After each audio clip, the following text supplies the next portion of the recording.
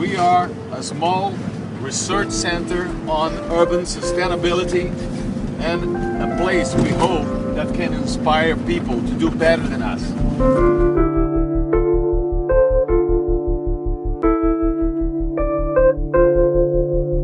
Are you afraid of this? Are you afraid of this? Yes, I am. Are you afraid of this? I actually think I am, actually. I'm terrified. To be quite honest, there's no doubt about I'm it. scared to death. Whatever. Hey, take a picture of this. That is a beautiful creature made by God, and I'm glad you're holding it, and not me. Take a picture.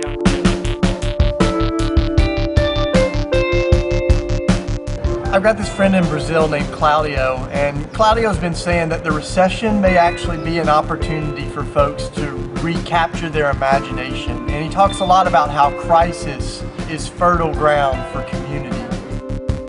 And Claudio's like part theologian, part farmer, part veterinarian, and just a really wild and crazy guy. My friends all got Porsches on my ankle. So we got a chance just recently to go down to Brazil, to spend some time in Brazil and to see some of the creativity of what's going on there.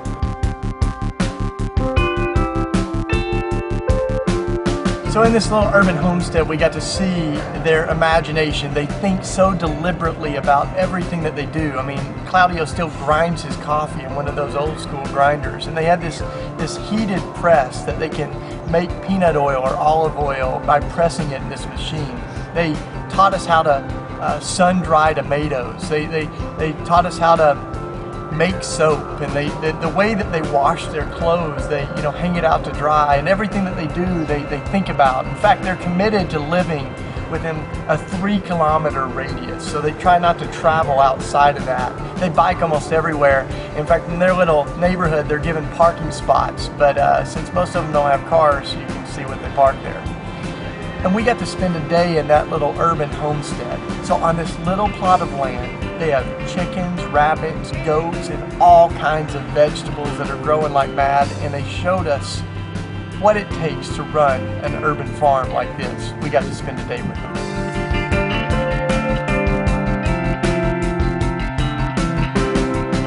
This place we are transforming in an urban homestead in the last year and 7 months. So we got up, like most farmers, real early, 6 a.m. And what's cool about this community is there's doctors, there's teachers, there's social workers that all get up together to run the farm and clean up rabbit poo and weed the garden and stuff before they even go to work at like 8 o'clock. So we got up with them. Here we are Hey. with Hey. Claudio, Hey. and we're getting a grand tour of the urban homestead right here. Oh, and I should mention, even though most of them don't have their own cars, they do have a car for the community, and it is none other than a VW van, of course. And so we went around, and the first thing that they do is they go to some of the local markets, and they get the extras, especially the greens from like the broccoli and stuff, things that nobody eat. And they would go and they would work in the local co-op or in the little vegetable stand, and then in exchange they would get the greens from that. What we also heard is that every month they salvage over 4,000 pounds of food. 4,000 kilos? We would bring it back and we would feed the rabbits and the goats. That's a good hairdo. Hey, I need to know where you get a hairdo like that. And they even had a friend that had a cow. So we would go there and we would take the cow's food in exchange for the cow's milk.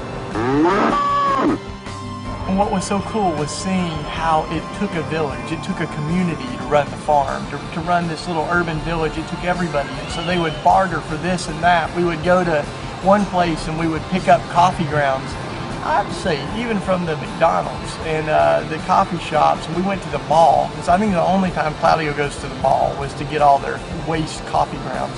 And now we have more coffee, we know what to do. Oh yeah, good coffee, look. This will be providing us with good veggies. And we would bring that stuff back, and it was all a part of their sort of environmental ecosystem of taking some of this stuff that was discarded from other places and making life out of it. We even went to the local pizzeria and we would get their ashes, which I learned makes really good fertilizer for the garden.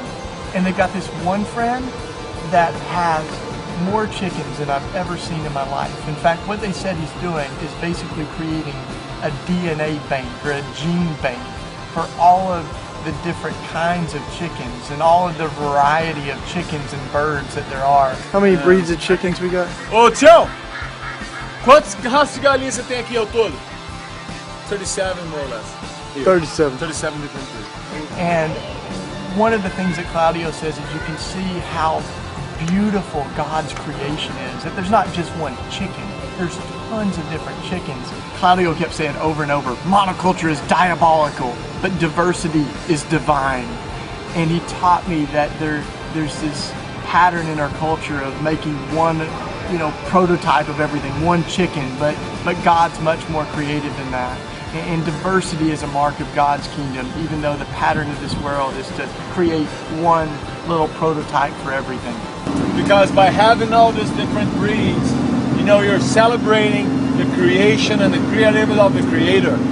But when you are looking for profits and using CAFO and putting just one kind of bird, a defective bird that do not know how to nest anymore, man, you're being diabolic, demonic. And he also took us into this wood shop where they were making furniture and all kinds of beautiful art out of wood that they had scrapped from all over the place.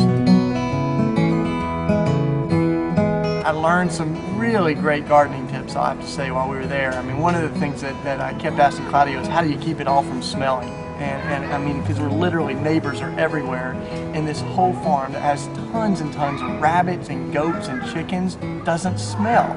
No smell. No, you can put your face here. You can smell the animal, but not the poop. Put your face there.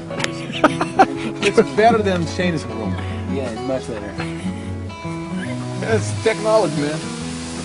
So I'm gonna go ahead and tell you, but if you kind of quote this or tweet it or blog it or whatever, like Claudio might sue me. So make sure you quote Claudio on this one. That one of their secrets was that they take all those coffee grounds that they've gotten from all over the neighborhood and they mix it with the rabbit poo and with a little grass that they mix in, and that is how they annihilate the stench. And it's also what creates the soil that the worms start to grow in. And they rotate this and they water it every day, and then that becomes the food for the chickens. The chicken poo becomes the food for the soil and the plants. And so everything was in this incredible cycle in Claudio's. We're literally making food for chickens out of the poop of the rabbits and the waste of McDonald's coffee. How cool is that? And they even had this huge pile of compost, dozens and dozens of crates of dirt, rabbit poo, and all of this that's becoming compost, but they wrapped it in hay, and that was the insulation that kept it from stinking. Absolutely brilliant. And so as we're watching all of this, Claudio takes this dirt, picks it up, he breaks it apart and shows us all the life that's in it, these worms and critters and all these plants growing out of it. He says, this is the Adamah. That's the word for dirt in the book of Genesis. And it's the Adamah that brought Adam. The first human came from the humus, from the dirt of this earth. Cultivate the soil and the plants will answer. This is garbage. This used to be garbage. As we're sitting around the dinner table, we're all getting ready to eat after a long day. And as we're looking at the meal, I notice we know where every single part of this meal came from. We know where the eggs, where the milk, where the beets, and even, I'm gonna have to say, we were eating rabbit, which was a little new for me. But Claudio kept insisting that we should never eat anything that we don't know its name. Hello, Oh, guard. they like you. Yeah. Hello. This is Tuku. I will not kill him, and the other one I will kill. Oh, Okay, ask I what he will did to your cousins. He's my friend. Even when we eat this food that may have cost an animal its life, we should appreciate that this was a life that God created, and that there's a cycle of creation in this world that we're a part of. So at the end of the day, we were tired. But I think it's a really incredible day when you have dirty hands at the end of the day. It's sort of strange that the dirtier my hands got, it seemed like the purer my heart became. And as we connect to the earth, I think we can feel ourselves come to life.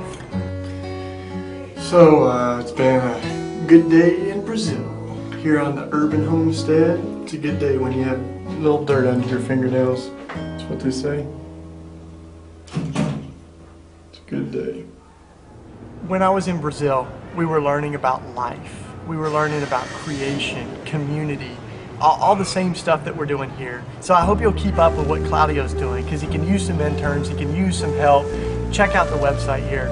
But we also hope that you will help us bring some of the things that we learned in Brazil here to North Philly. We're going to create our own Simple Way urban farm. So, if you want to help us please, or we'll close.